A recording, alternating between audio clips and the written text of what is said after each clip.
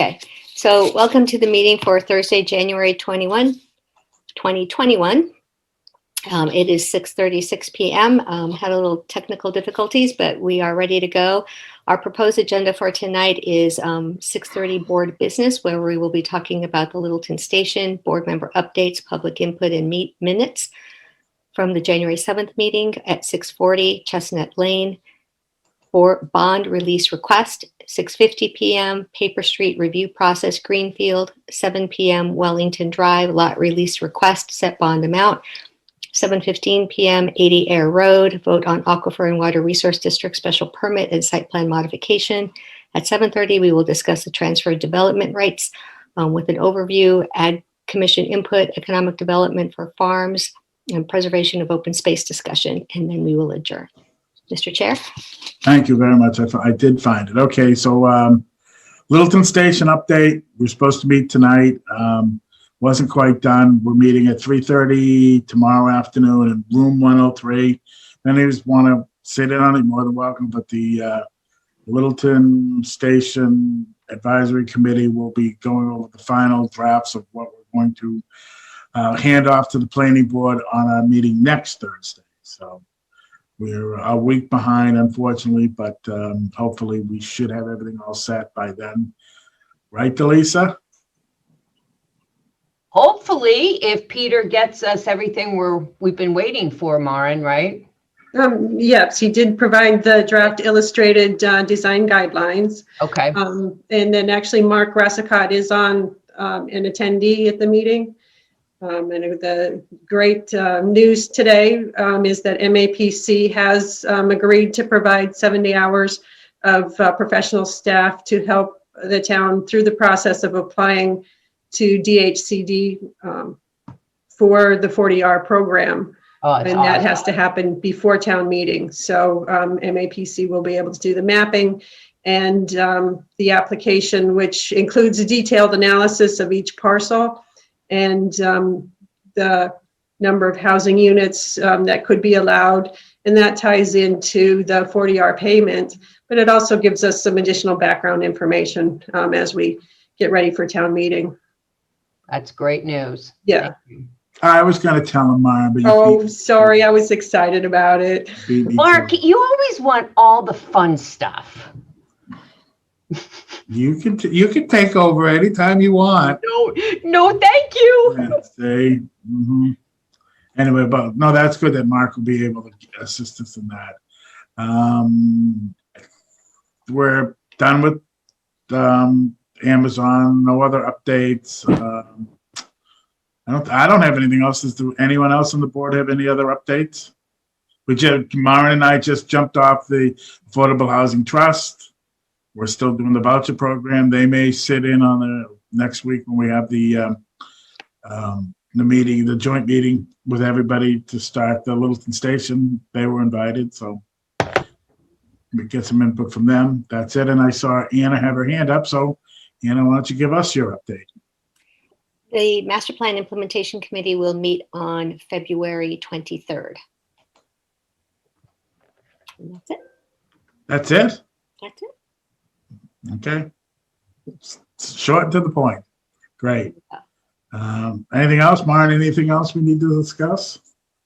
Other than having a meeting every week for the next 4 weeks? Or do we want to try to skip next week? Well, We want to talk about that right now? that's up to you guys. That was a week that when you talked about it at the Station Area Committee meeting, it seemed like it worked for everybody there. However, maybe tomorrow we talk at the Station Area Committee meeting and see if next Thursday is the go, or if you want to try to push it. We have a full agenda for the 4th, correct? We have, yes. Okay. Well, So then sorry. we probably should really have it next Thursday. A meeting, just a kickoff meeting, just with that. Started at 6:30 and just do that. Is everybody okay with that? Jerry, are you all right with that? How long is the meeting? How long? Oh, 45 minutes. What time? 6:30. You're good with that? What's the date? Next Thursday is the January 28th? the full moon too. 28th. I might be in UMass. Okay. So I might not be around. All right. Anna, will you be around for that? On the 28th, Yes. Thursday. if we have a meeting, I will be there. If we have to push it to the 4th, I would ask that we try to start earlier, just so that we don't end so late, I don't really if think possible. I don't think we really can push it to the 4th. We kind of promised everyone first look-see at this. Is Jeff coming in tonight, Maren? Oh. No. Is there Jeff? No, so Mark, I've been getting texts from him. He has lost wireless access on his laptop. He's still trying to, I told him to turn it off and on, very, high tech. So I don't know. He's trying to get, Oh, He can also use his phone, right? I mean, if he, Yeah, that works. That's not Yeah. it's not a great experience. yeah. Well, Delisa, do you have a problem with next Thursday? no, I do Okay, not. why don't we'll firm it up tomorrow, Delisa, you, me, and Maren, but let's tentatively schedule it for Thursday. We'll do 6:30. We'll do half hour, 45 minutes, probably 45 minutes.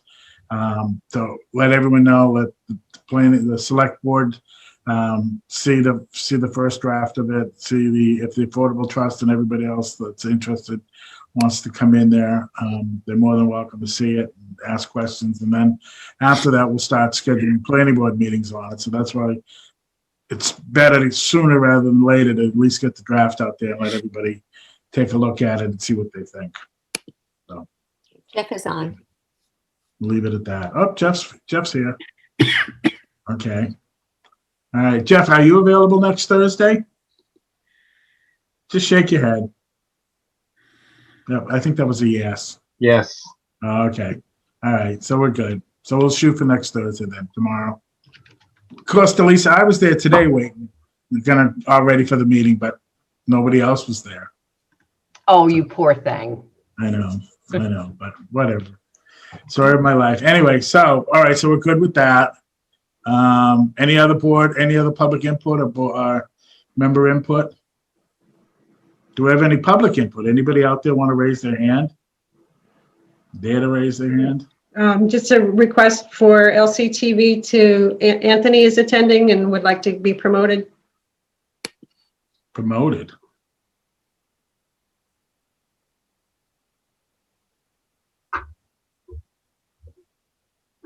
Thank you. It's not clear what I can do and what I can't do. Sorry. Oh, You should be able to do that, Maren. Oh, thank you. somebody did it. Thank you. All right, so I see Cindy promoted. Did you want Chuck? are too? you going to be there tomorrow, Anthony, at 3:30 in room 103? We're going to do the final run through of the Littleton Station bylaw before we open it up next Thursday to a joint meeting with the planning board and select board and interested parties, Affordable Housing Trust. No, so I actually have some meetings scheduled for tomorrow afternoon. I'm not sure if Joe is going to be there either. Okay. Joe said he was going to try, but it wasn't clear yet what other what other meetings he had scheduled. Right, yeah, it's the MMA mark. So we're in the Okay. virtual meetings today and tomorrow, so. The martial art thing with the cage and Yeah, exactly. Yeah, we're ordering a cage for Littleton. all right, cool. Cool. So, Maren, have you heard from Matthew? I sent him an email, was it yesterday? Whenever we met last. And I haven't heard back from him on whether he'll be able to attend. I haven't confirmed with him yet. I will. Okay, and Chuck, we're waiting. We don't know yet. He's going to try and make it. Okay.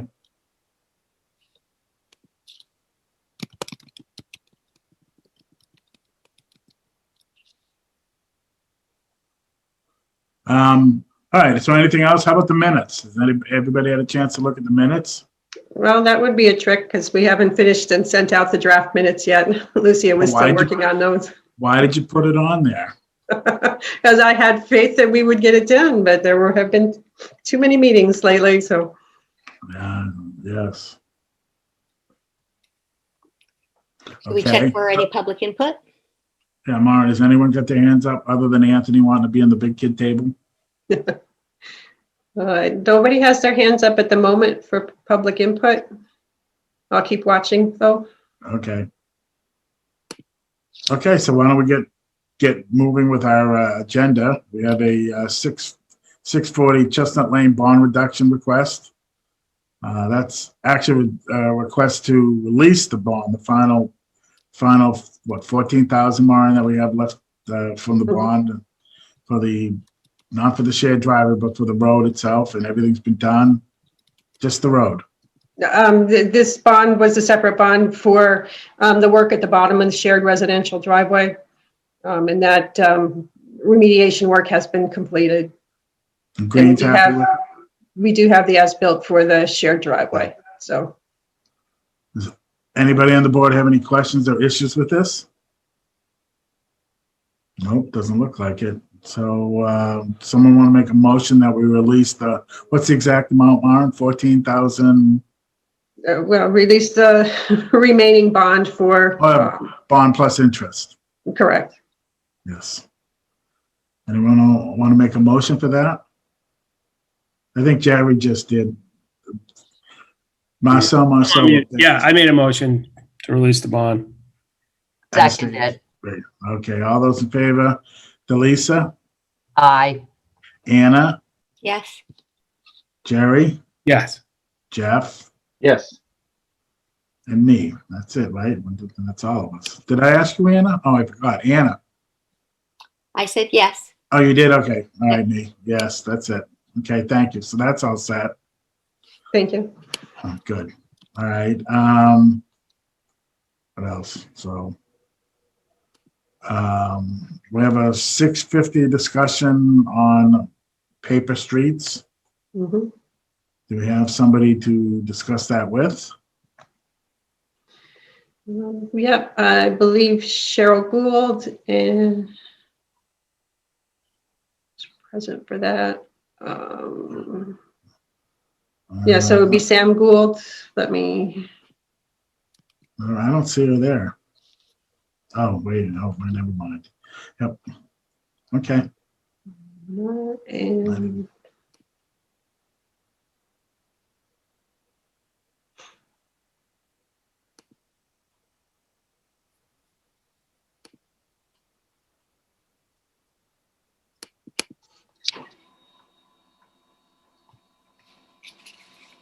there we go. Thank you. That's not Sam Gould. I know Sam Gould, and that's not Sam Gould. She's a lot younger and prettier. I think Doug Shar is on too, isn't he not? I don't see anybody with a Shaw. Mm-mm. Oh. Yeah, Holdings. No, Yeah, there just, he is. Doug's in the waiting room. Yeah, thank you. His application, I'm just back up. Second string. Who watched the game? That was a great game with Brady. Go away. All right, we have business to take care of. All right. So Mr. Shaw, you're before us to talk about one of the old lots on a paper road off of Colonial Drive, correct? Oh, he's muted. That's correct. How did Doug make you talk? That's good. Do you want to give us a little input, a little background on this? I think he'll jump in when he gets on. I think you have in front of you the application will show you that this is a lot on Greenfield, and it is lot 122 on the assessor's map that was sent in with the application.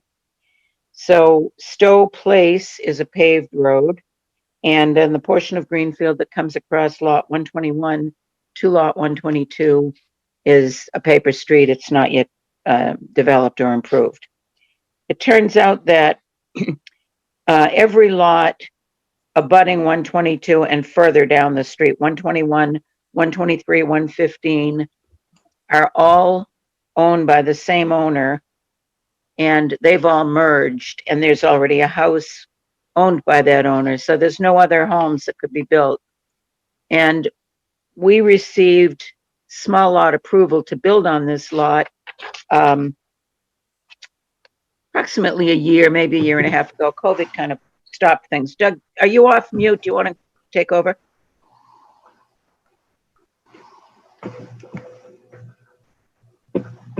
Yes. I think he's still on mute. So anyway, we have small lot approval and we have fire department approval to build a home on that lot. What we're trying to determine is what the board will permit us to do in terms of obviously as little as necessary to make it a safe and suitable width and frontage based on what the board has permitted in the past on the paper streets down in that neighborhood. I also had sent to Myron today,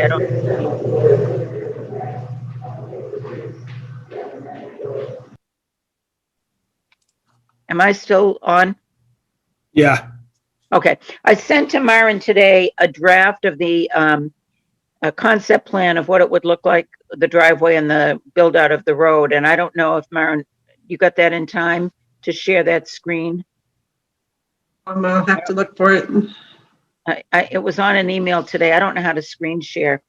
But basically the proposal on that picture was a 12-foot width that would go past 122, past 121, and most of the frontage on 122, and then have a T turnaround at, or an L turnaround at 122. You want me to show? If you could, that would be great.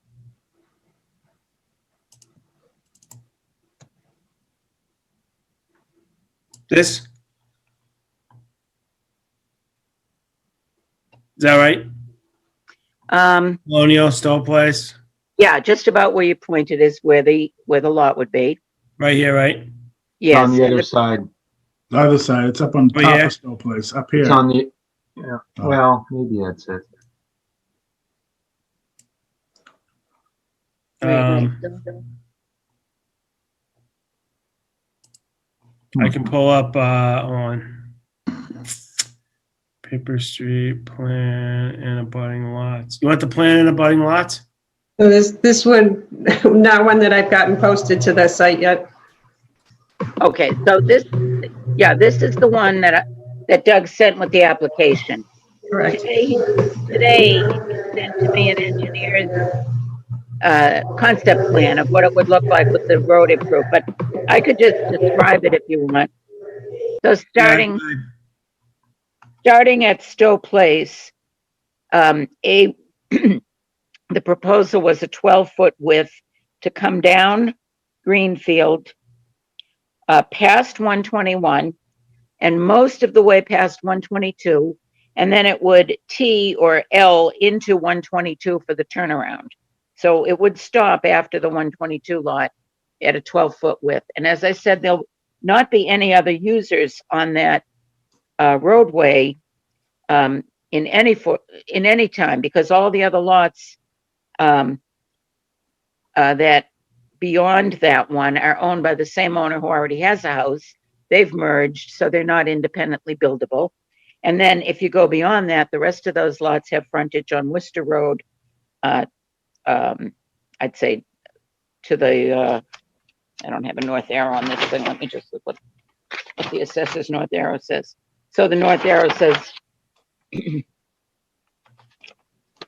122 is.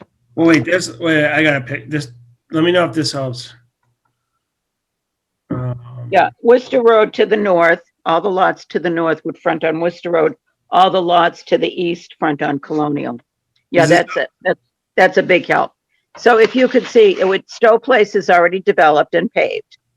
And then 12 foot of width would come in from Stowe Place in front of 121, Mhm. most of the way in front of 122. Mhm. At the end of 122 would be an L or a T for a turnaround.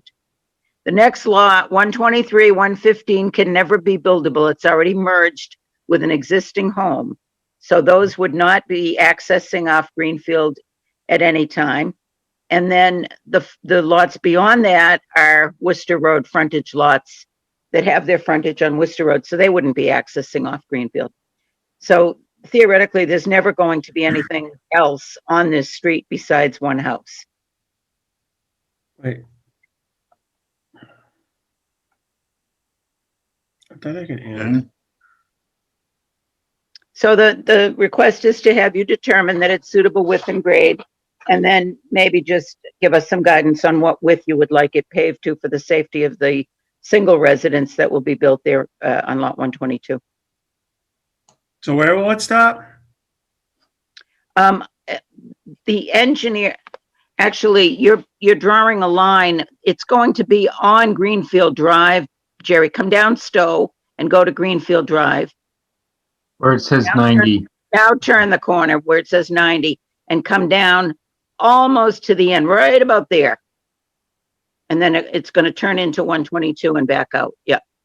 There'll be a There's gonna T. be a T right here.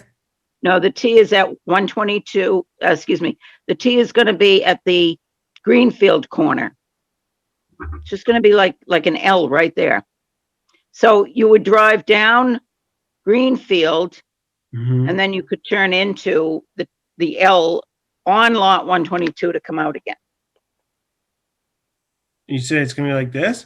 Yes. Well, Okay. But it'll be in the roadway. in Yes. the roadway, yes. Yeah. What's the disposition of Stowe Place right now? Is it people's yards right now? Since the road's never been built, everybody owns to the middle of the road right now. On Stowe Place, I think that's paved right there. Colonial is down at the corner of Stowe Place and Colonial. That's paved, and that's where Greenfield will come in. And Stowe Place, I don't think the one owner owns both sides, Mark. So I think Stowe Place, the people own to the midpoint. Right, people own right now. So can you bring up, Jerry, can you bring that picture up again of the, yeah, that's it. Can you bring that up again? See, Mhm. Stowe Place is already paved. So Well, you're no, gonna it's not. be, That's just a rendition of the where the road's supposed to go. I don't think it's paved. That's just the layout of the road. Is there anybody who lives there who's on the, say there's trees in oh there, yeah, it's Right. paved, Mark. You're Look, right. look, right here. See this? it's paved right there, yeah. Paved entrance right there. But that's not where the access would be. There Yeah. might be a little bit of Oh no, pavement. the access is gonna be Is- here, right? Yeah. Well, no, down where Stowe and Colonial meet. Yeah, at Stowe and Colonial, there's a little pavement, and that's where Greenfield comes up. It's right there at an angle. There might be a little stub. Yeah, so currently it's just all trees with red ribbons around them. Yeah. So it's okay. So it's somewhere here. Yep. But what I don't get what's the problem? I mean, what's the problem? Well, it's not really a problem, but kicking frontage on a driveway. It has to, yeah, it has to have road, so it has to be some sort of dimensions to it. If it's 12 feet paved, or, you know, what does the board want? When we did over in Worcester Way, we had to put a turnaround in and everything else, which is just around the corner from this property when But you're Joyce basically Halloran did talking it about years ago. you're talking about having something like a drive. You're talking about putting an entry here, right? No, No, I think No. the entry's going down by where Colonial and Stowe meet, right there. Right here. right there, Yep. right there, and your pen should go straight up and a little to the left. It's an angle. So go up Like into this. there you go. Yes, just like that. Just like that. Stop. Way too far. Okay.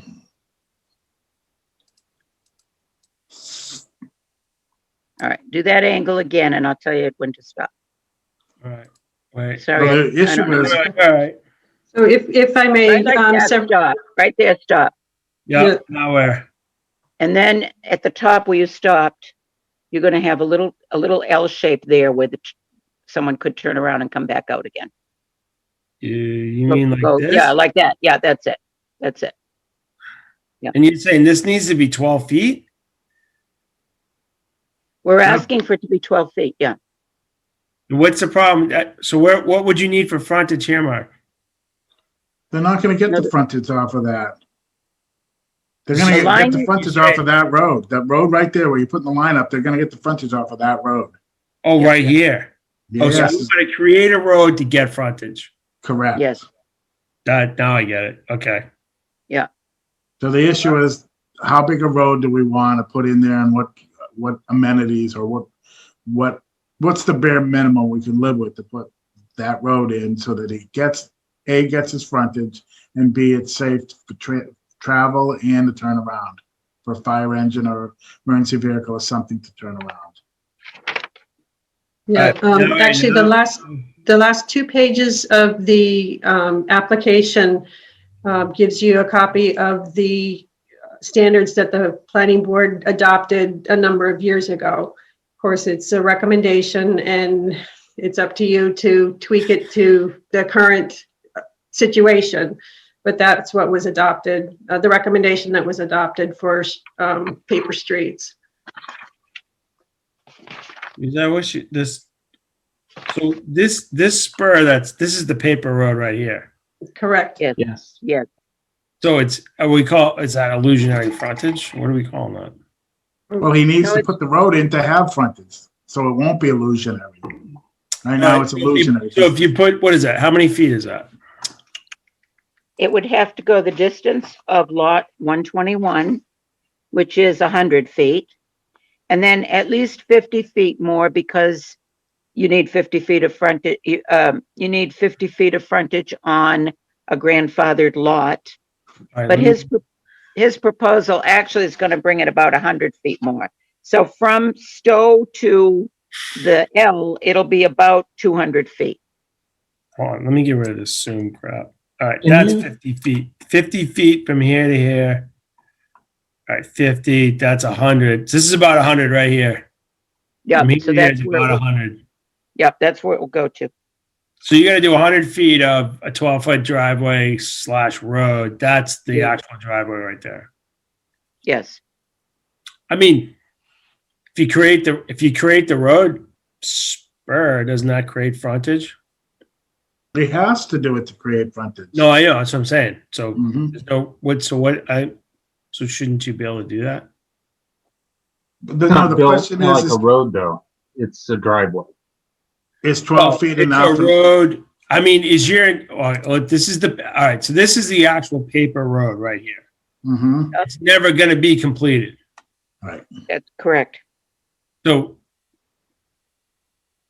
you're completing part of the paper road to create frontage to put in a driveway to access this lot. Yes. What's on 121? Nothing. That's just- 121 There's is the nothing in side you. yard. Those are all, this is the only. No, 121 is on Stowe Place. Wait. Lot 121 is the side yard that goes to the house on 120 that you Okay. see in that picture. Yeah, this. And it won't be This is it. developed? It can't be developed because it has merged. Okay. It can never be a grandfathered standalone buildable lot. It's merged with the Okay. house on Springfield. So this and you say that the ones beyond are merged also? That's correct. They're the same owner as that house that we were just talking about on 121, 120. Oh. They're all one owner. I don't know why this they, actually works better. So this is what you're talking about. You're gonna run down here, create an L right here. right. Yeah, I mean that's.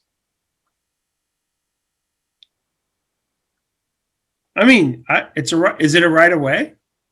Yeah. It's a paper Yes. street. It was never built. So I know. I get up that. until right now, the people on either side of the road own it. Right If it's a now. right of way and you pave it, does it automatically make it a road?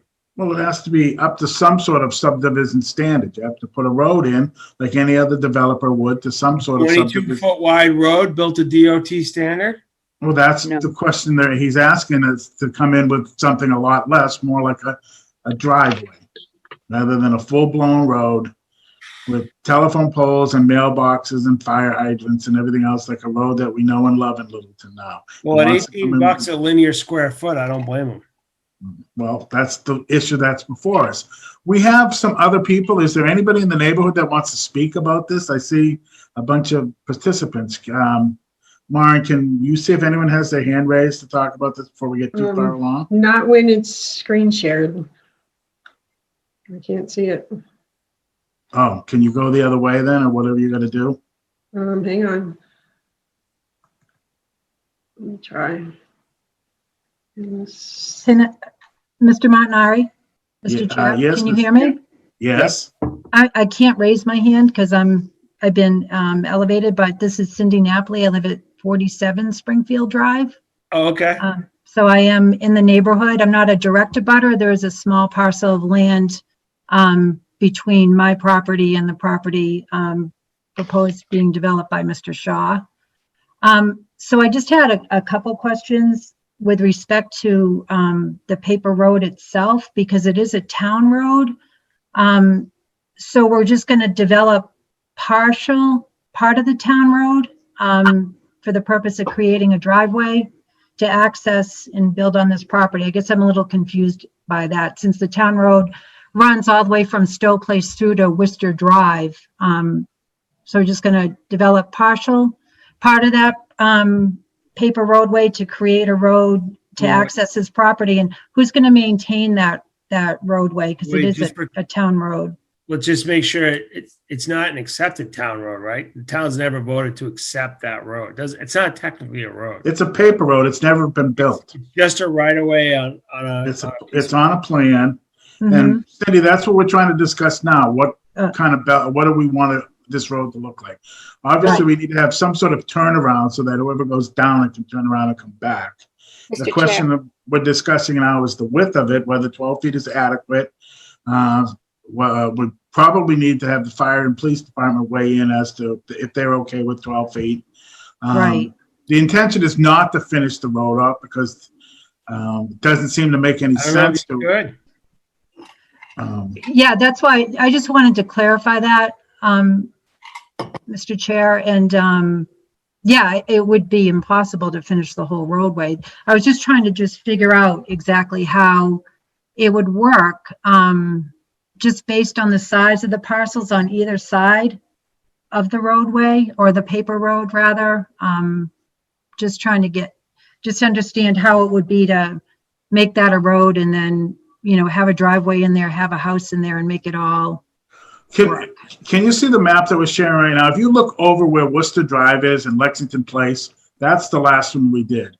Yeah, I know. Halloran, who has the house there, extended somewhere in like the middle of Worcester Drive, almost where Right here? Hampton Drive came down the road, and then built this section of roadway in front of it so she'd have access. No, you're further down. Down further. See where it T's? Worcester Drive ends in a T right Yeah. here. That was built to give frontage to that house and a turnaround for town officials to be able to plow snow and turn around and everything else like that. 'Cause Right. Worcester- That is at least, just going by the scale on the map, that's 12 feet. That's No, 12 that's more feet. than 12 feet.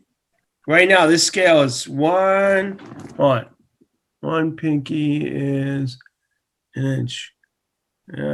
Yeah. All right, no, you're right. That's 20 feet. So what we need to find out when we go back over is before we can give them an idea what kind of road to put in, find out from police and fire what's the minimum width they're gonna want this, because they have to have the right to come to access this and to turn around. So Right. Well, so you're saying that's the precedent to do something like this. that's what had to be done for frontage for this lot. Same exact issue we're dealing with right now. The road ended 150 feet sooner. It was a paper road. They had they rebuilt this section, the Worcester section of it down to Lexington Place and Oh, put that's that a little great strip of illustration. road in. No, that's And good. Yeah. Mr. Chair, Yes. I have no objection to going to police and fire for a width, and if necessary, having to go to the 20, but I do want to point out the clear distinction, and that is that Worcester Road has numerous homes on it, and there are 2 or 3 more past, if you looked at Worcester Road and then Heritage Drive, which is a paper street, you can see there's 1, 2, 3, maybe 4, maybe 5 houses and Concord Drive, and then the one that Joyce Halloran built. So there are other delivery trucks and people and a lot of traffic coming down to that dead end at Worcester Road. So in my mind, there was a lot more reason to do a full scale width and turnaround because of the bottleneck that would have occurred at that dead end had we not, with all of those houses on Worcester. The contrast with Greenfield, which is going only to have this one home. Yes, I understand it. That's why we're trying to find out from who's going to service it, the minimum that they would need for this. Okay. Right. I mean, did this one facilitate these 2 homes? That one your arrow is on, I think, was pre-existing. That's It was. and so it facilitated this. Yes, This created frontage for this house. yes. Mhm. Right. You'd be doing pretty much the same thing over there. It's just one house and why don't we let the police and fire weigh in Yeah, what that's they a- want and how they want to access for a it. Chestnut. Okay. I mean, what's the intent for these paper roads? There is no real intent. These roads were Well, the town laid doesn't out in the envision on 20s. this. I mean, what is the town intend for these paper roads? Let them die? Could I answer that, please, Jerry? Yeah. The legal law of paper streets is that anyone who was deeded a piece of property that abuts a paper street has rights to pass and repass, as long as that paper street was shown on the plan, absolute right to pass and repass. The ownership of the paper street gets a little more complicated. There's something called the derelict fee statute. And in short, it says the abutter owns either to the midpoint or the abutter owns both sides and the whole street. And that's both sides happens when you're an abutter to properties on both sides of it. You then acquire the ownership to the middle or the ownership to the whole thing, but always with the right of others to pass and repass. It always remains a paper street. So to answer your question, a paper street is not a town road. It could become one if all the abutters to it petition for it. But until then, it's a right of passage, a right of way, and it's a valid street that grants frontage on these grandfathered lots. But it's up to the board to determine if that frontage is suitable width and grade to provide safety, which is what you're doing when you decide how wide do we need it for this application. Well, I understand that, but I would think the board would have to then say, we intend for that paper road to in fact be a road. No, it's not necessary to do that. Why? Because if you say it's intended to be a road, then you beg the question of whether this house or any others can petition the town to take it over and plow it and have all those expenses. That's not the Right now, intent. your client has a right of way. Right. Which is, does the right of way meet the definitions of frontage? Yes, legally, because it is frontage on a street that is shown on a recorded plan of land. Now, again, the definition of frontage, then all he has to do is improve the right of way to provide access to the property in a way that's conducive to the code of the town, right? I mean, has to be. Or your board's determination as to what waivers. Well, I mean, when you say the board's determination has to at least meet some minimum standard. Right. And you know what? We've spent enough time on this, so I think we're all in agreement. We don't know what the minimum standard is. We need to find out from police and fire what the minimum width that they want this road to be. That's really, and highway department. I know, but Mike, it does beg the question, and this isn't necessarily germane to this application, but on a go-forward basis, we should probably have better requirements around paper roads, particularly in this area. And actually, And not necessarily rely on what we did 20 years ago, because essentially if you were to say, hey, go ahead and meet this standard that we did down here, you're going to require at least 22 feet of pavement for no other reason than to accommodate a lot, which is not conducive to all the other things we care about, which is hydrology, because this is in the aquifer district, because it feeds Long Lake. I mean, do we really want to be doing things like that just to meet? Like, we need a policy around paper roads. This has come up too many times. This is why we're asking the police, fire, and highway department to give us the minimum standard. They're going to tell you 22 feet. No, Cherry's going to ask them if they can live with 12, and they're going to come back and tell us what they want. 22 feet is if they were. You're going to have to turn a fire truck around. They're going to have to come up with a turn. There's no getting around that. But as far as the width of the road, it's really singular. It's a singular road. It's not really going to be 2 lanes. It's going to be 12 feet or 15 feet, whatever the highway and police and fire department determine. But he has to build some sort of road because he doesn't have any frontage. So he has to have a road. We just want to know what the minimum everyone will agree to. I mean, technically, legally, if he paves it to a road, he's created a road, and then he gets his frontage. That's legal. Right. So But he can't stop it in the middle. There has to be some sort of finish to it in order for the vehicles to turn around. I mean, under our current bylaw, it's got to be the DOT standards, and that is. So it sounds like we need to get that input from the other departments, and then also take a look at the plan that Sherry submitted today. But I still have an outstanding question about a paper road, and if it is not a town road and it needs to become one, does it then need to go to town meeting, or what would be the appropriate process to actually get it then finally approved? So again, all conversation for a future date. Okay.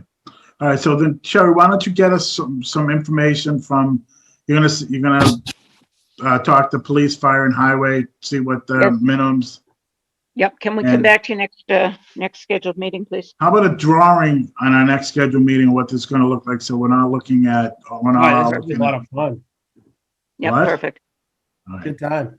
Thank you. Do we have room in February, or are we pushing them to March? I believe we could do February 4th if we get the information next week. Thank you. Does that work? Thank you. Okay, Thank you for your Great. time. great. Thank you. So now we All right, have good night. 7 o'clock Wellington Drive. Ooh, running late.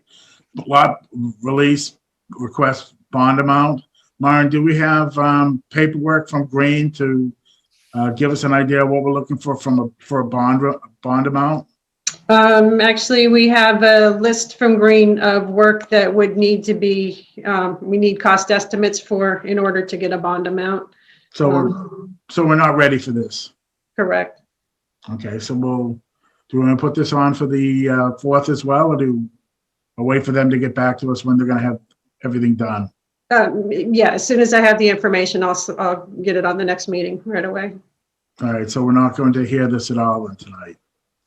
Yeah, that was a late update from Green on that. Okay, great. So now we're back on time. Great. So we have 715 80 Road, Aquifer.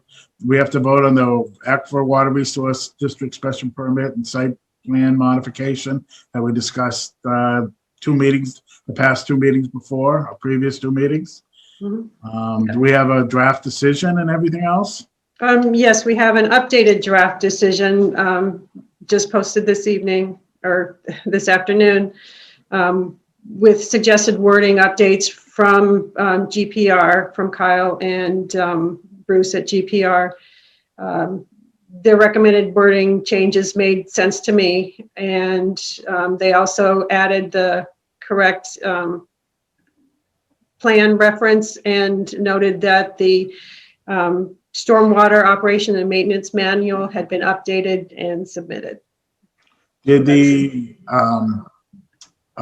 conditions of approval that we put in the, for the stone yard make some of this, or part of the ones that were pertinent to this?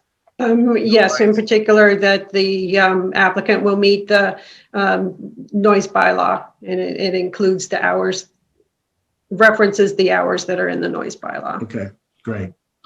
So having just seen it, I don't know if we're willing to act on it, although Well, wait, the document we have in the file, it's full of annotations. Do you intend to keep it in that format? No, I just kept the annotation so you could see what the changes were from the first one. Okay. So it's the delta. Mhm. so I would actually recommend, if you wish, go through the conditions. okay. Yeah, no, I'm looking at it. The file Mhm. scan, 7 to 9, nights and all times.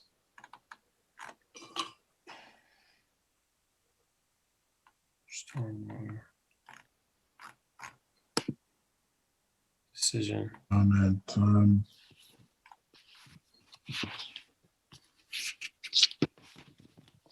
Okay.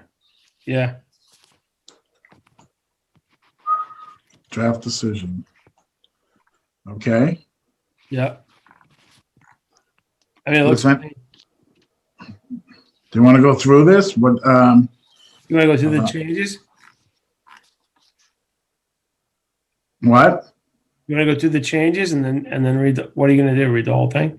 No, I don't want to read the whole thing. I want us to kind of skim through it. Lawrence looked at it all. We see the noise section in here, pollution prevention, stormwater management. Does anyone, I know what I want to do. Hold on. Anyone have any issues with this? Do you want to, anything jump out at you? Anna, are you okay with this? Well, yeah, but I mean, your biggest changes is under the decision, page 2, item number 3, which defines noise bylaw, which was the primary pain point. I think we heard from the Right, and that's what, and then the other big red line area is under water resource district, item number 8, which talks about stormwater system operation and maintenance, which I think is more of a technical matter, but Mhm. Yeah, that was a reference to the new information that was provided. other than that, the rest of it looks fairly minor. proposed cement terminal facility. All right, well, like I said, does anyone have any issues with this? Do you want to go through it if you have any questions about it, or do you want to vote it? Anna has questions? So I have a clarifying question because some of the comments I've made are already in here, so that's appreciated. Let me just make sure that,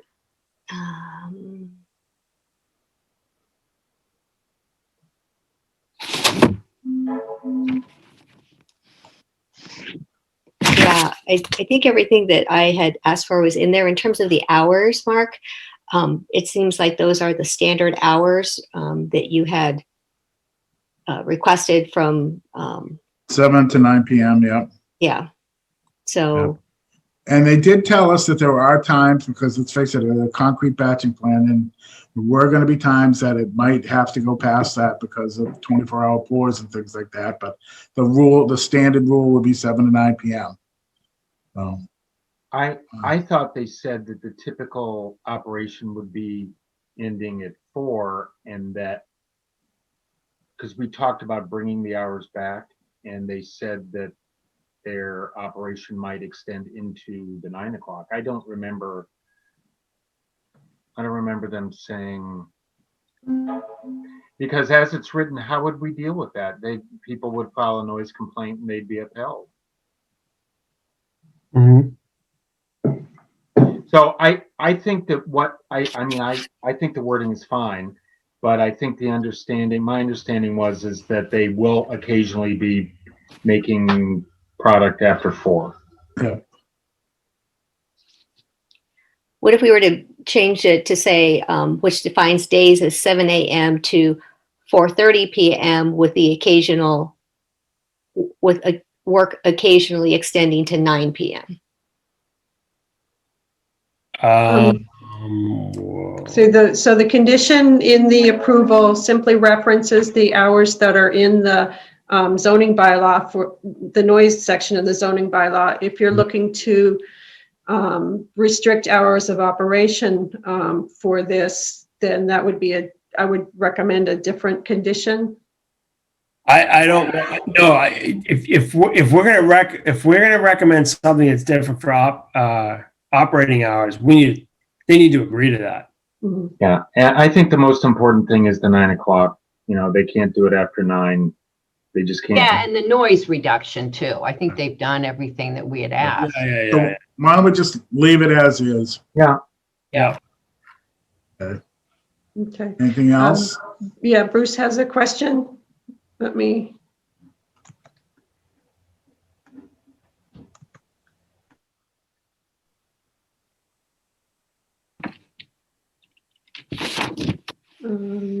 Hang on. Just a moment.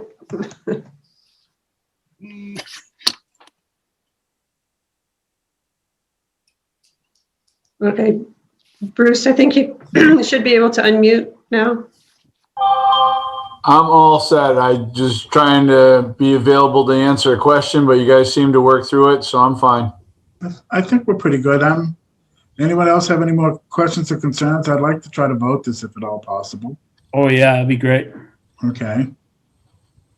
So I'd entertain a motion to approve the 80 Air Road Water Resource District Special Permit Site Plan Modification and the conditions of approval as written. Anyone want to second that? I'll second. All those in favor signify by saying aye. Delisa?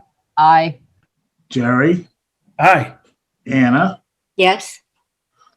Had to be different, didn't you, Jeff? I don't know what to say. Hey, aye. Aye. And I'm an aye. Thank you. All right, great. Thank you, guys. Good night. Thank Good you. night. We're done with that. Okay, great. Thank you. Thank you, Bruce. Bye-bye. Okay, so now we have, get rid of that. Oh, shit. Okay. So now we have our 7:30 discussion with Mark Ransicott over, I guess, TDA. You want to start off with TDA, I guess. Yeah, just a moment. Let me promote Mark. Yeah, I just lost everything else.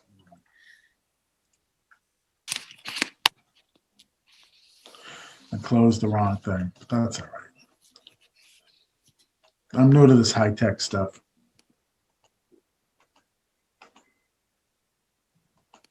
There he is. I was always excited when people show up in the meeting after you promote them, because when you're on the other side, it's a few seconds of silence. Did you say TDA? Pardon? Did Mark say TDA or TDR? TDR. Oh, okay. Thought I did. So what we know is that we will have significant input from the Agricultural Commission. I believe they are also meeting this evening, and will provide their input as soon as they have a recommendation drafted and over to us. So some of this discussion will need to continue as we get additional input. But they are working on a recommendation. Well, do we even want to get into it very much until we hear back from them? Because I sat in on the meeting a couple months ago, and Jerry and Mark took it on the chin pretty good on that. No, we didn't take it on the chin pretty good. I think people are mixing concepts.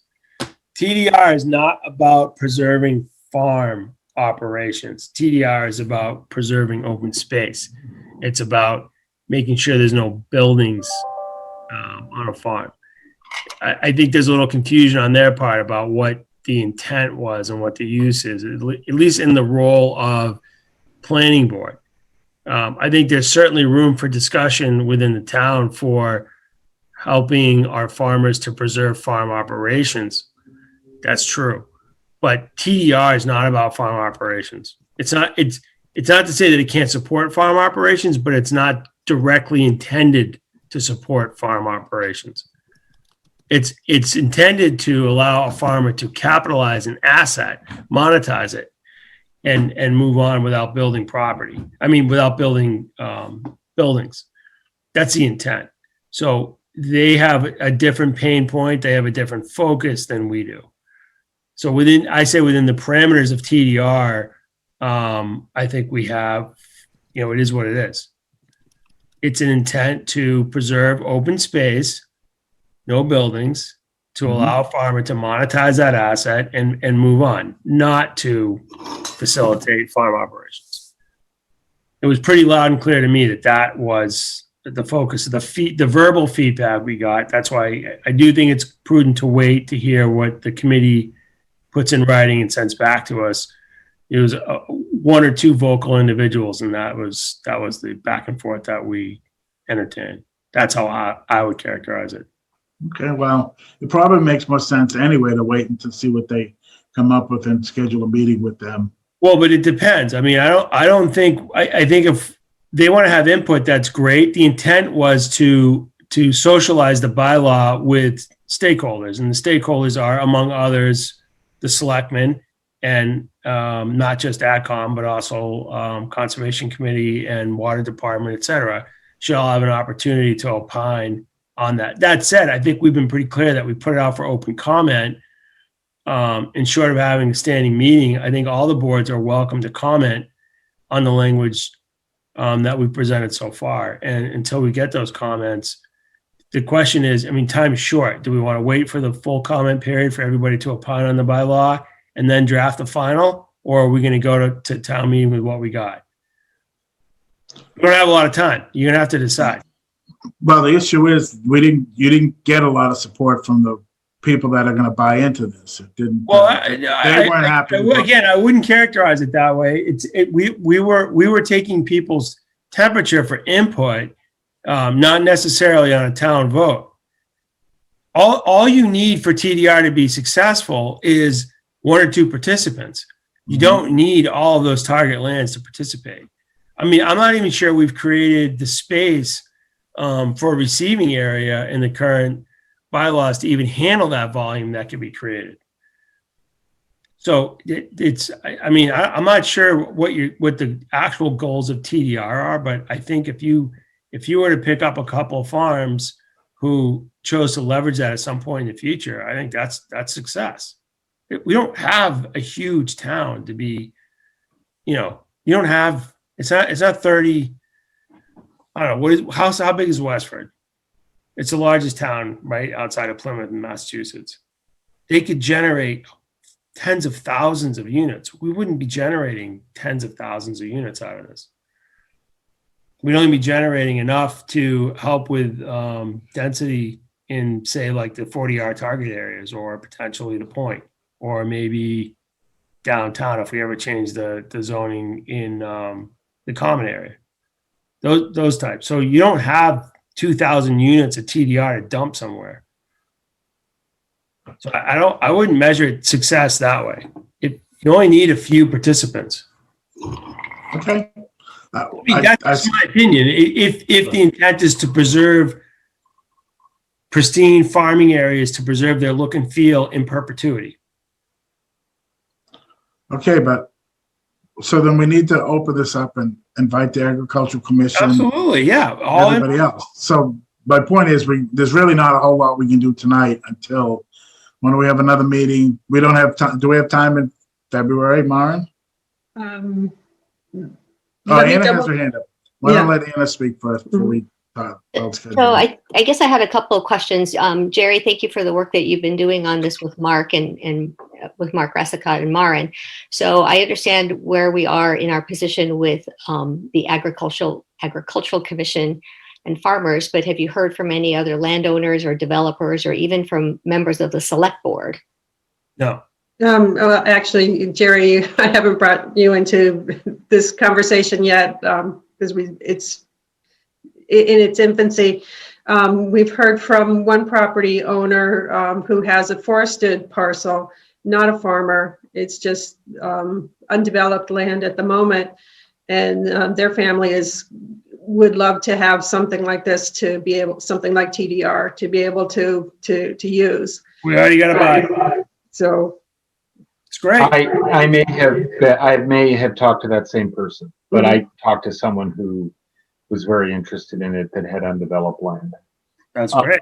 And Jerry, I want to say I concur with you about the Ag Commission. You know, I think they are confusing.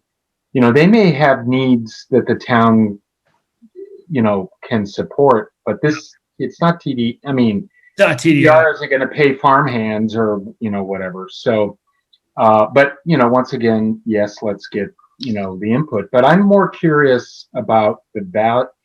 Don't we have to actually put values in the bylaw? And are we confident that those values are? Well, this is where I think like Mark and I don't necessarily agree. My thing was it's all about the conversion ratio. As far as getting to the conversion ratio, there's a formula.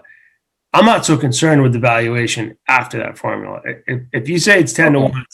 So, but there's a formula and there, you know, that's fine as long as, but even, you know, the formulas can be set up with different ratios and. Yeah, the formula was driven really, the formula is driven to come up with a ratio that provides a value to a buyer and a seller. So you can say basically if 1 acre of sender, right, equals 10 units. And when we say a unit, that would be like an apartment building or a condo as part of, say, like a garden style, or even a certain kind of cottage development, like in the new 40R district, right? That would allow somebody to up their density while preserving an acreage of farmland. That's the sort of simple linear relationship. Where it gets a little bit more complicated is where you have, say, somebody who's like 60 acres or 100 acres, and they want to convert half of their farmland. Well, now it's 50 acres times 10, that's 500 units. If someone was to sell 500 units, does the developer actually have a place to put 500 units? So that's where you get into, because on paper, if you think about it, it's like if you owned, let's just say you own 10 acres of land, right? The current market value, and I'm throwing out, these aren't accurate numbers, but like they're anecdotal numbers. If the current market value, based on some of the recent pricing that's out there, is say $233,000 per acre, buildable upland acre, right? Then you would have, if you could sell those 10 acres, that's $2.3 million, right? Where all the seller has to do is convince someone to buy those 10 acres and liberate those 50 units or whatever. 50 units. So at that point, the buyer is going to say, hey, if I buy those units, I got 50 units now I can put into my garden style on my sort of existing footprint, or maybe even a little bigger of a footprint. To me, that's short money for a buyer and a seller, right? Because you're getting 10 units per acre to augment your existing site where you're not really paying for all that much infrastructure improvement, especially in the 40R area that we're talking about. Well, let's talk about how does this work with 40R, because 40R will establish increased density. That's right. Anyway. So no, it is exactly right. Yeah. Well, but this will allow for density beyond what the 40R. Okay. That's right. So you would have to overlay and say, okay, this is now a receiving area. Right. So you could have got 200 units under 40R. You can get 250. Yeah. Well, in the current ratio we're calculating, which is this 10 to 1 ratio, that's not a lot of farm acreage. Right. So we would need to really contemplate expanding not only the 40R, but in other receiving areas where we can accommodate. And I think that's all part and parcel of the work that's being done that Mark has been working on. So there'll be a lot of target areas to send the units to. But once you've exhausted that, I mean, then the town would either have to amend the bylaw and figure out other receiving areas, right, to expand density, to continue that open space preservation. But that's really the formula. I know there was a lot of discussion. Isn't going to be the only way of saving. Of course not. It's a tool in the toolbox. Anna, go ahead. So I would agree. I would definitely like to hear how this works with the plans that are going to be happening at Littleton Station. So it would be great to hear about that whenever we talk Littleton Station. But I think we are fortunate we have the chair of the select board out as a panelist. And I'm just wondering if Cindy has some comment about TDR and how the select board is thinking about this. Can we ask her? You just did, I think. Okay. Thank you. Thank you, Anna. So admittedly, the select board has not been closely following TDR. I think collectively our board has a lot of questions about this and how it really works. I know that, Jerry's spent a lot of time on this, and we definitely appreciate that. I mean, I personally have some questions just as far as how it works, and especially with the affordability component to it, with Littleton Station specifically. I think a big part of the Littleton Station project is really to, help the residents understand that we're not developing Littleton Station just for the sake of developing Littleton Station. We really need the housing, and we certainly need the affordability component to it. So I guess the piece that I'm personally missing is, how does the affordability housing component work in conjunction with TDR? So as far as the numbers go and how that works out, if you have 200 units in a 40R and you're going to increase that to 250 or 300 to give the developer some incentive, or however it works with TDR, where does affordability fall in with that? It doesn't. It's not a direct component. Okay. It could, it could be, but then what are you, I don't know if that, Mike, that would probably upset your ratio, right? If you had the building in affordability, it would change the ratio there. The initial ratio analysis that was done by Josh Fiala of MAPC did include an assumption of 10% of the units being affordable. At that point, we were not realizing that there was a potential to match this with a 40R at Littleton Station. We had just been thinking of a standard receiving area. So the numbers that we worked with did work if there was a 10% requirement for affordability. But is that in the draft bylaw? Is that in the language? Because I don't think we mandate. It's not in the draft bylaw, no. That's what I mean. It's not in there. It wasn't in the draft bylaw because we never got to that discussion with the planning board.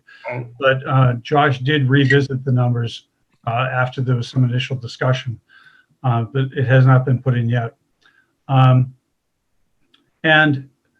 in fact, Jerry was using a 10-to-1 ratio, and the figures that we ran at MAPC did not indicate that it had to be that high, but the folks from the Ag Commission were questioning the figures that we were using. So we would definitely need to have another look at those to make sure that they ground truth out.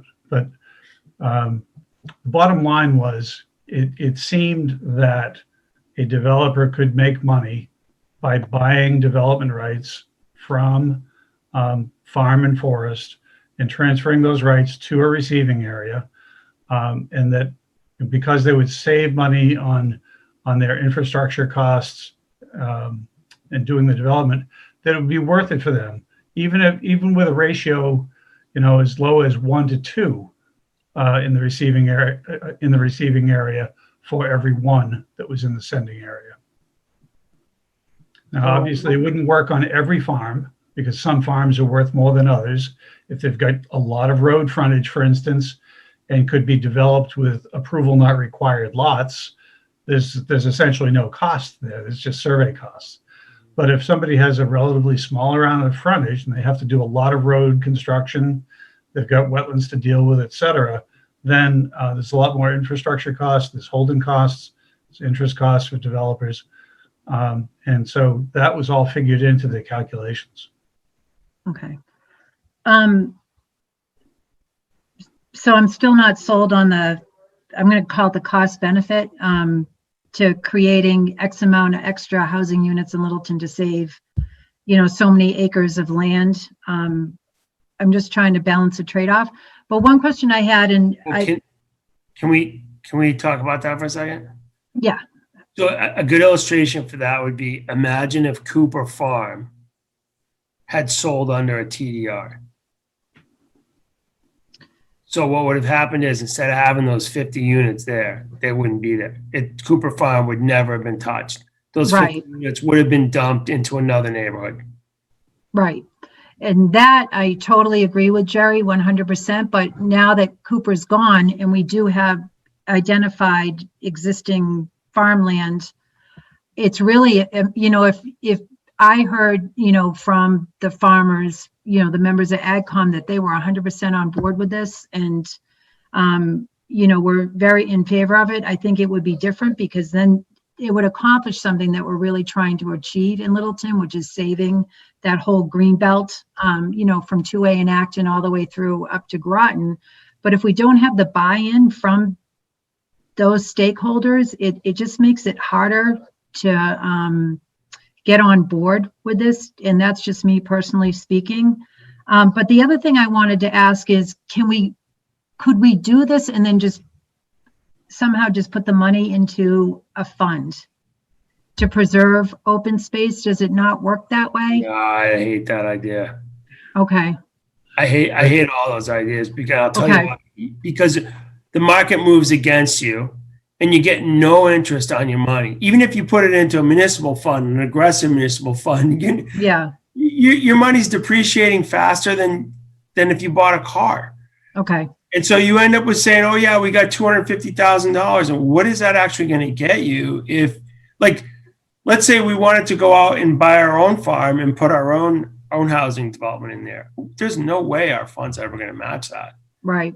And there's no way for us to if we were like a private enterprising it, right? We can't go out and get investors. So we end up having enough to do some sidewalks, or maybe we can make it big A affordable instead of, mid affordable.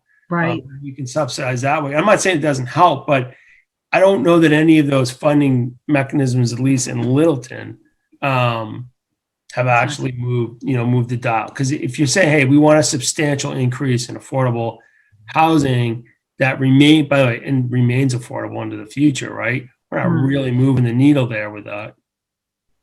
We all have a hand up. First of all, let me go first since I'm the chair. I disagree with you, Jerry. I think if you wanted the town to act as a broker, supposing Farmer Brown wants to sell development rights for 30 acres, and he sells it to the town of Littleton, hopefully at a discount because of the nature of what we're trying to do. Why would they sell at a discount? That was their biggest. I know that was their biggest thing, but if you're going to sell it at a fraction of what it would cost the town to buy it, and the town held the money, then it doesn't matter if we made money on it or not. We got land at a lot lower rate than we would have had to have bought Cooper Farm out. Well, think about it. Mark, we're all in business here, right? So you're asking the taxpayer to invest money, hard cash, against property to sit in a bank account to garner what, 0.02% a year? It's almost like no rational investor would do that. It's almost like asking the town to put money aside to buy the piece of what we're doing is we're buying the piece of land and But you're not, preserving it. he pays with appreciation, so you're automatically disenfranchising a taxpayer. There's no pickup there. So what if we put it into the CPC, into the land bucket? If you got competitive rates, that's a great investment. Because it gets the matching from the state. If there's a match and it makes up the difference, that's great. That makes Otherwise, sense. you as an investor, you're losing a lot of money. Right. So yeah, if you put it into the CPC open space bucket, then you get a match from the state every year on that. Would that make more sense to your point, Jerry, about it being, getting, the most return on the investment? Well, to me, you'd want a contemporaneous sale. Okay. The best way to do it would be to just do a contemporaneous sale. We get our value, and if the town's value though is, and this is where it gets down to what's the value statement for the town. How much does the town actually value preserving that open space, the vista, if you will, and the usability of the property, versus say allowing an open space plan to come in there, on the other hand, which is going to cluster those same houses and still preserve 60-70% of that property. Mm-hmm. Now you're matching against that. And to some of the points that AdCom was making, I mean, in the long run, what's the difference? And we still, and think about it if you're an investor for the town, you're saying, well, if I build the open space, I'm still getting the property tax off of all those houses valued at $750 a pop. Right. Right. So I'm actually going to make a lot more money and preserve a lot more vista if I just let the open space come in. If it's a value system around the look and feel of the town and, that kind of thing, then I would agree that, okay, fine, we might want to take a loss there. But if you're going to preserve funds to do that, just understand the clock's against you. The longer you wait to spend that cash, the less land it purchases. I think I appreciate you responding to my questions. I'm definitely going to circle back and do my diligence and more research on my end, but just so you understand my intent, I am neither an advocate for or against it. I'm just making sure it stays objective. That's it. Perfect. Hannah, you had a quick question, then we'll jump back to Mark. Well, it's just a quick comment, and I wanted to confirm with Mark Resicott, and that is that using TDR is just optional. It's not required. So even if we were to have it in our bylaws, it doesn't mean that any farm owner would need to utilize it when they went to go sell. It's an option that is available for them and any other large property owner. Okay. Yeah, that's a great point. Yeah. Tools in the toolbox. Thank you, Anna. Yep. Mark, did you have something to add? Yes, go ahead. Yeah, and Jerry and I go round and round about this, but I will just throw out one example for you just as for further explanation. If you have a receiving area and your density is, say, 1 unit per acre, because it's currently in your residential zone, and under TDR, you allow 15 or 20 units per acre there. The way the bylaw is set up, that individual who wants to do the development could either go out and negotiate to purchase development rights from elsewhere and move them into that location. And that's a private transaction. And that's the way many TDRs have set up.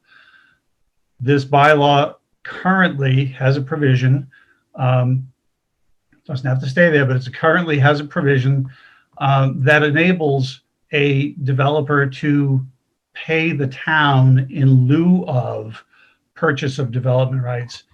The reason this is put in there is sometimes when you're working in a small area, when a developer wants to build, there aren't development rights available to buy because maybe the farmers don't want to sell that year. So it would enable the town to receive funds, and it would be X number of dollars per unit, X being still to be determined, but X number of dollars per unit for the development that goes on in that receiving area. That money could go into a fund held by the town. Jerry's point is you're not making a lot of money on that. You're losing money. That's my point. You're not making a lot of money on that, so you want to use it quick. But then if the next year the town has the opportunity to either buy a conservation restriction or buy a piece of property outright, you have funds to be able to do that. And, so that you're essentially setting up your own TDR bank. But, as Jerry says, the longer you hold that, the less valuable it becomes in relation to the land. So you do want to use it as quickly as you can. Okay. Yeah.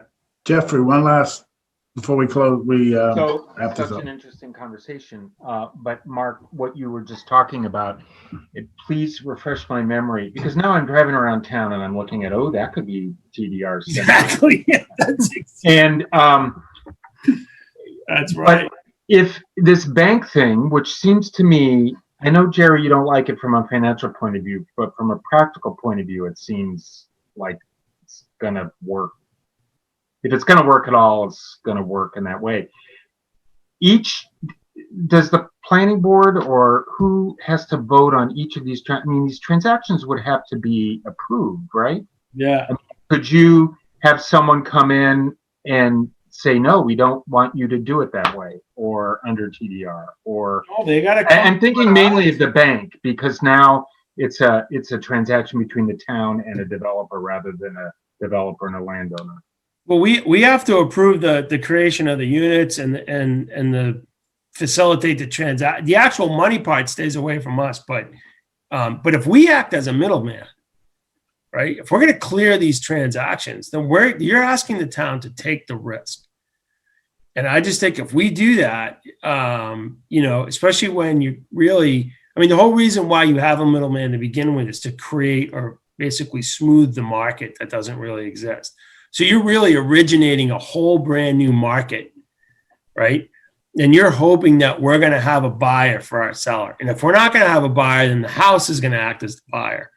And that's where, I have a hard time with that, because we could end up eating a whole lot of money for not a whole lot of benefit if we play the middleman.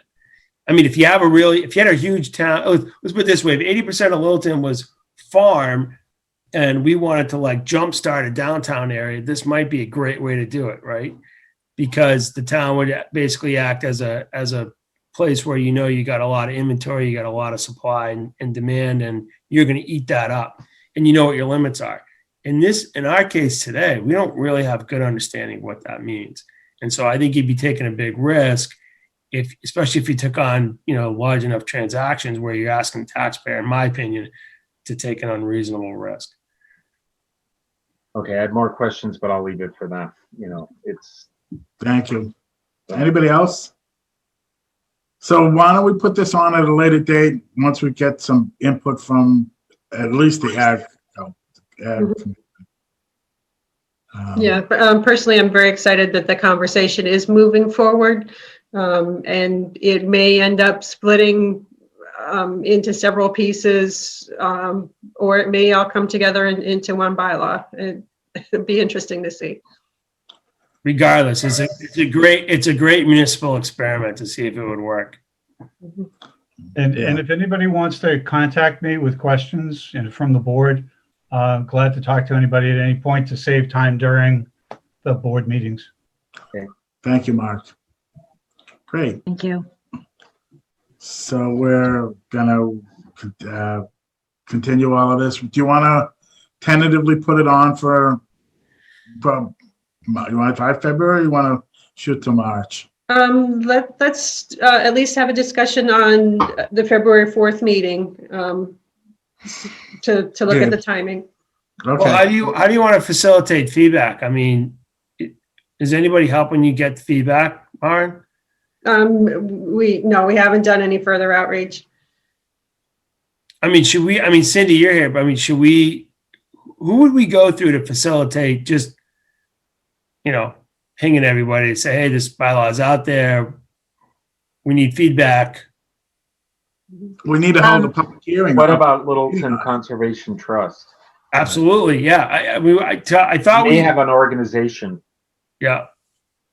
But we need to have a public meeting and show them the bylaw and show them. But before we do that, I really think we need to hear from the Ag Commission after. No, I get what I'm saying is we need to collect all the feedback, collate that feedback, analyze it, adjust the bylaw.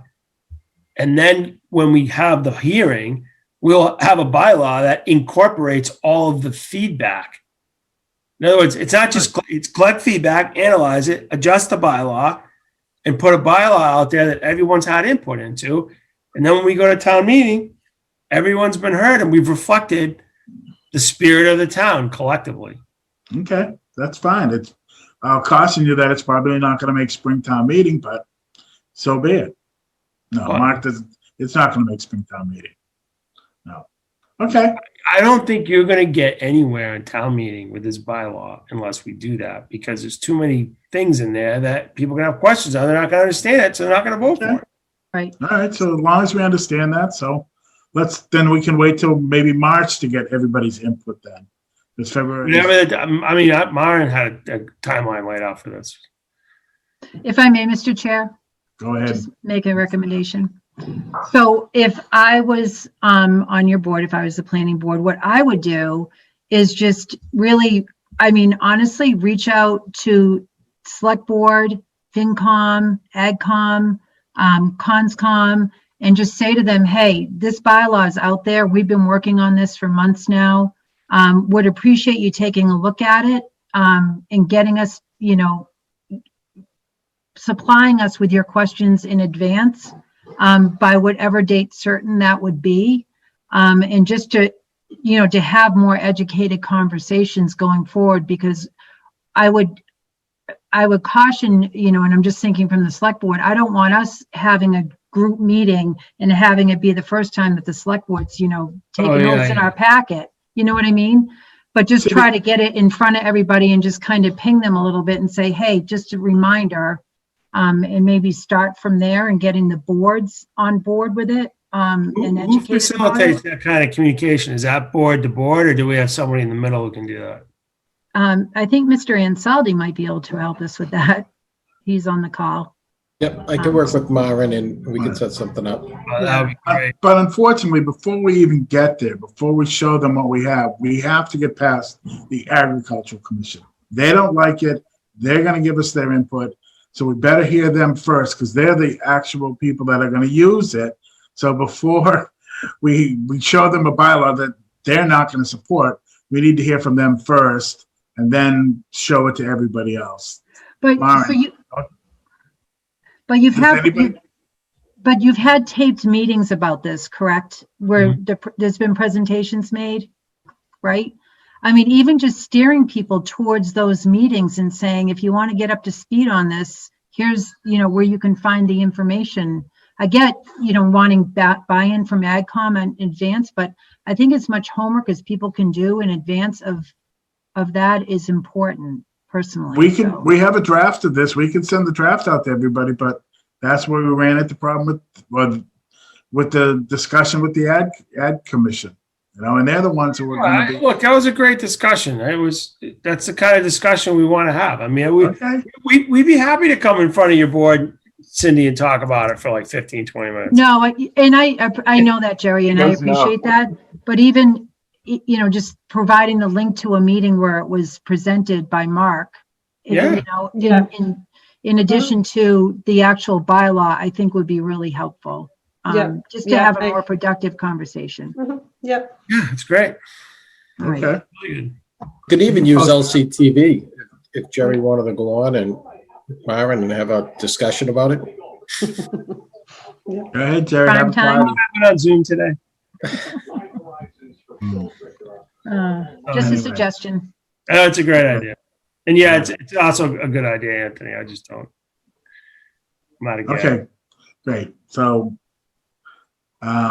we'll take it. We'll wait to see what Agricultural Commission sends us. We'll put it on the agenda to discuss more about it on the 4th of February, and we'll keep everybody posted. But we will make the link available to anyone who wants to look at the rough draft that Mark and Jerry have and present it to them, and they can critique it. And Anna has her hand up one last time. So my question is, does AgCom have a date by which they're going to provide us their feedback? I believe that they're meeting this evening, so I will reach out to Will and find out when to expect that. Thank you. Thank you. Yeah, and obviously one more difficulty with this bylaw is running up against what we're trying to get accomplished at the station area, at Littleton Station. Be nice if they went together. Yeah. Mark Rassicott and I have had several conversations about it. From a planning standpoint, it's a heavy lift to try to put all that together. I'm glad the conversations are happening now, but we may be looking for other receiving areas as well, or other receiving areas, period. Yeah. Yeah. Definitely. Great. Any last comments or questions before we close our meeting? Thank you, Mark, for showing up, and again, welcome on the Littleton Station. We'll be discussing that tomorrow, and we'll keep you appraised. Again, thank you. Thank you, Cindy, for your input this evening. Thank you for your Anthony, time. always a pleasure. Rest of you guys, I'll see you in a week, Jesus. I guess. Thank you all. I'll entertain a motion to adjourn till next Thursday. Second. All those in favor? Anna, Yes. Delisa, Yep. Jeff, Yes. Jerry, Aye. and me. Yes, thank you all. Good night, all. Yeah.